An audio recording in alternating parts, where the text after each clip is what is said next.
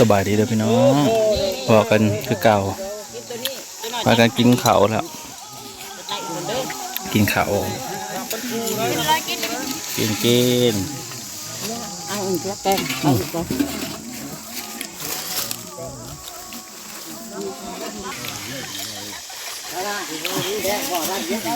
หายบอกน้องผู้ได้บ่มากกับปันกันแทนกันเมื่อเป็นคนเดียว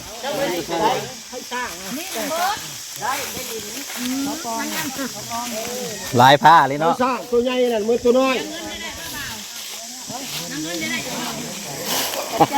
จ้างก็ตัวใหญ่เลยมือตัวน้อย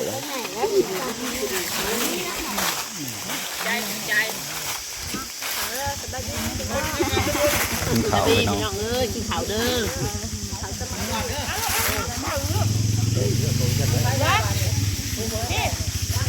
มาแม่ลูกมาไว้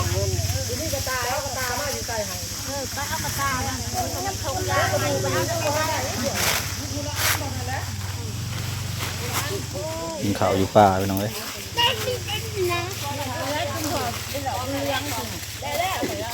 งานเลี้ยงบ้านล้างดินล้างดอน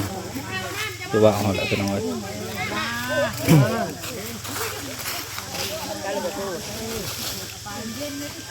เลยบ่มากับแบ่งกันเมื่อ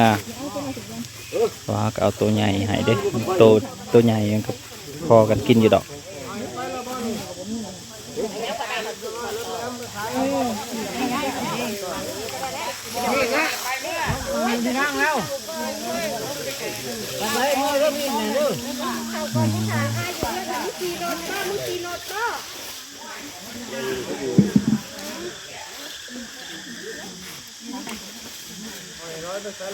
เฮ้ยเมื่อแล้วนี่นั่น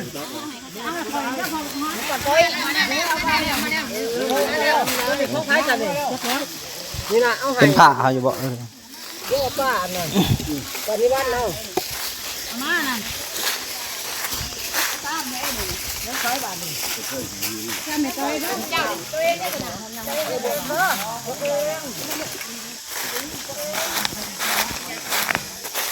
พี่น้องไปกับเมื่อเริ่มเมื่อแล้ว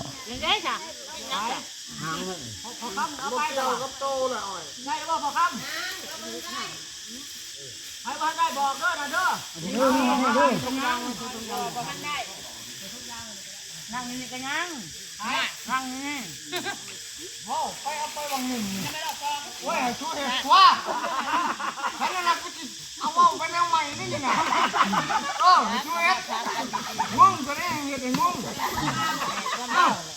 เนี่ยอย่าขอโลก็รู้ว่าเนี่ยชวนกันยังบ่ได้แล้วอ่ะเนี่ยชดกันเล่นอ่ะเนี่ยชดบ่ได้จะคนดอกต้องหันบดเนี่ยชดไปแล้วเนี่ยชดนี่อยู่ในหม้อเด้ออยู่ในหม้อนี่บ่ได้หรอกนั่งอยู่หม้อพี่กันนะถ้วยนี่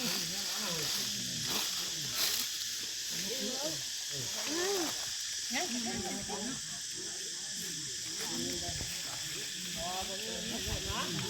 ี่ยมันโตนั่นแหละแบบนี้เนี่ยเอาเนี่ยนะลูกเอาบ่ได้นั่นดอกนี่เนี่ยเห็ดเอาจังอันนั้นเก็บไปโลดแหละนี่ยังไงครับผมนี่ก็เห็ดก็มีเหรอหัง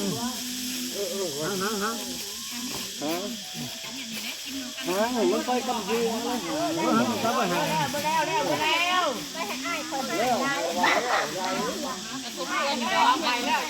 จังเลยมันหายแล้วหายจนตายหายออก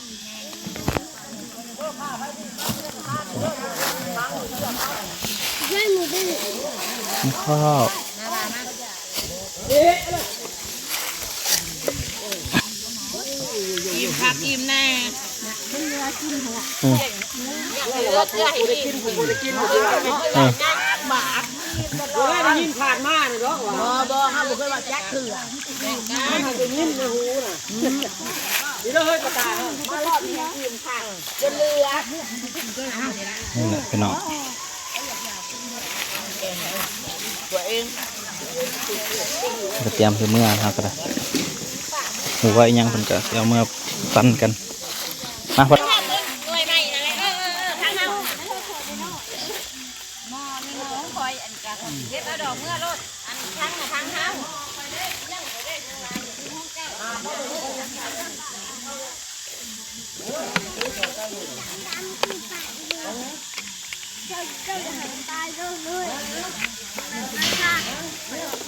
ไม่ค่อยดีน้ำไปเดี๋ยวมาลง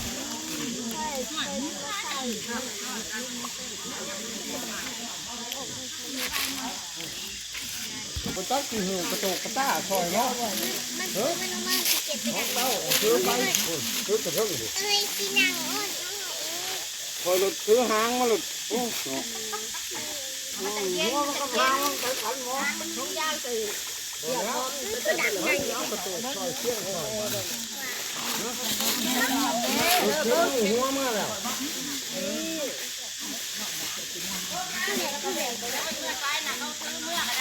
อาวิน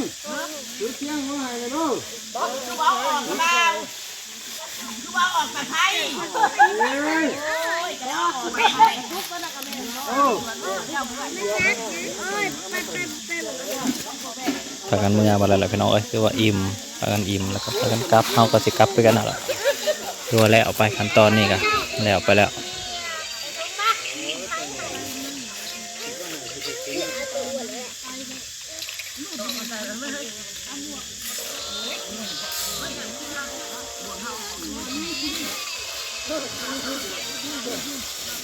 หมวกไฟลืมเด้อ นั่งนั่ง ยังกระเที่ยงเห็นว่าลืมซื้อให้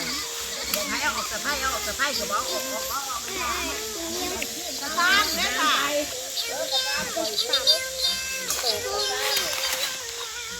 แล้วก็เมื่อพี่น้องเอ้ยที่ว่าแล้วไปขั้นตอนแล้วไปแล้ว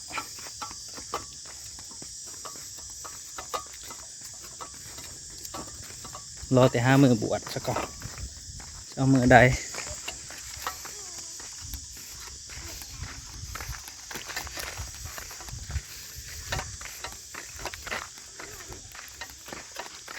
แดดมันนี่ก็ฮ้อนจัดเลยพี่น้องเอ้ยฮ้อนจัดขนาด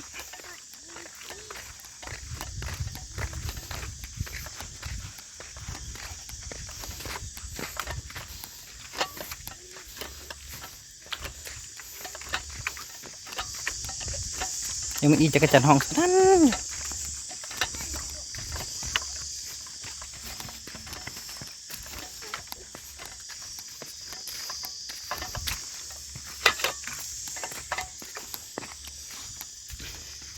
ตัวฮอนคักอะลีฮอน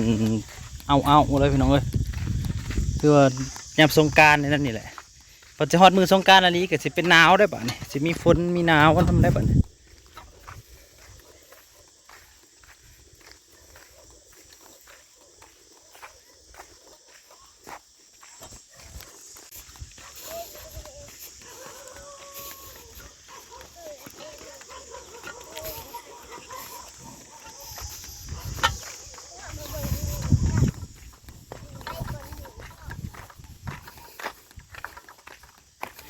ฮอนเด้อป่ะนี่อย่างเขาเดียวหนึ่งพี่น้องเอ้ยคืออาบที่เลย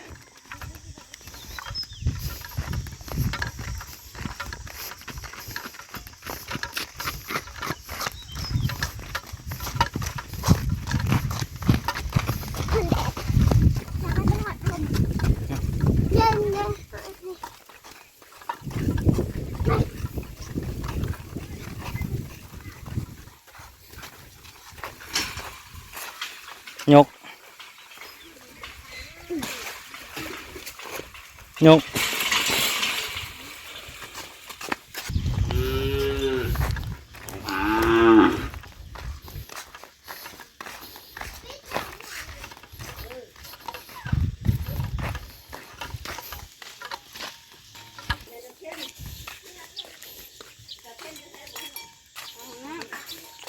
โอ้ตัวฮอนได้ทำหน่อยเอ้ย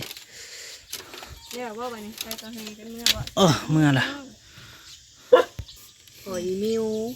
อืม บัวกองเปียพูด 6 7 8 9แล้วก็บัวดา อืม หลายคนเนาะยัง เก่าต้นบ่ เจาะส่วนหอมลองเบิ่งดูหอมดิหอมบ่เห็นไหมได้มันยาที่ต้องเบิ่งกินตำหู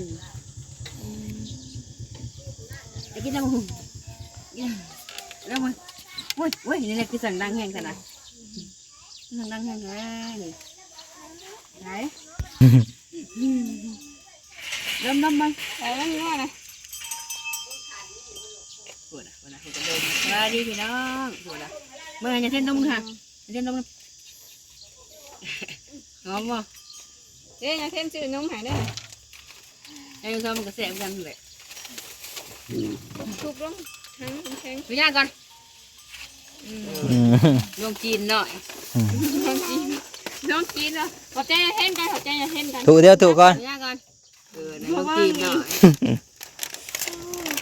โอ้กันเลยเนี่ยบ่ไปโรงเรียนแล้วบ่ได้นี่นะ มื้อนี้บ่ได้ไป จบปวสแล้วบ่นี่นะ ว่านี่ไปอยู่มื้อนี้บ่ได้ไป มื้อนี้ไป มื้อนี้ไปกินงัวก่อน ตีนต้น หากว่าเขาไปไปกำลังมาเบิดเหรอ งัวผ้าเขียว นัดแถวไปกำลังมา งัวภาษีผ้าเขียวเลย ไปยังใจยังมา งัวผ้าเขียว พอกันใหม่พี่น้องทุกคนอะไรที่มารับชม กินบ่